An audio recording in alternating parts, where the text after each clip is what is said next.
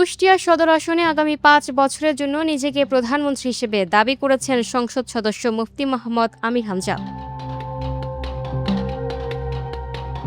সম্প্রতি সামাজিক যোগাযোগ মাধ্যমে ছড়িয়ে পড়া এক ভিডিওতে নিজ সংসদীয় এলাকার জনসাধারণের উদ্দেশ্যে দেয়া এক বক্তব্যে এ মন্তব্য করতে দেখা গেছে তাকে। ভিডিওতে বলতে শোনা গেছে, আগামী ৫ বছর এই সদর আসনের জন্য আমি প্রধানমন্ত্রী। বাজেটগুলো সরকার দেবে, ওটা দেবে আমির হামজার হাতে। এটা কি কোনো ফেরেস্তার হাতে দেবে? এ সময় জনসাধারণের উদ্দেশ্যে প্রশ্ন জানিয়ে তিনি আরো বলেন, ফেরেস্তারা কি বলে আর মানুষ নাচে যে উন্নয়ন কাজ করে দিয়েছে, সে কি তার বাবার টাকা নিয়ে এসে করবে? এই পাগলামিগুলো আর বিশ্বাস করা যাবে না। তবে বিষয়টি নিয়ে সামাজিক যোগাযোগ মাধ্যমের পাশাপাশি সাধারণ মানুষের মধ্যে ব্যাপক আলোচনা ও সমালোচনার সৃষ্টি হয়েছে। Lucky Akter, up to date news, Dhaka.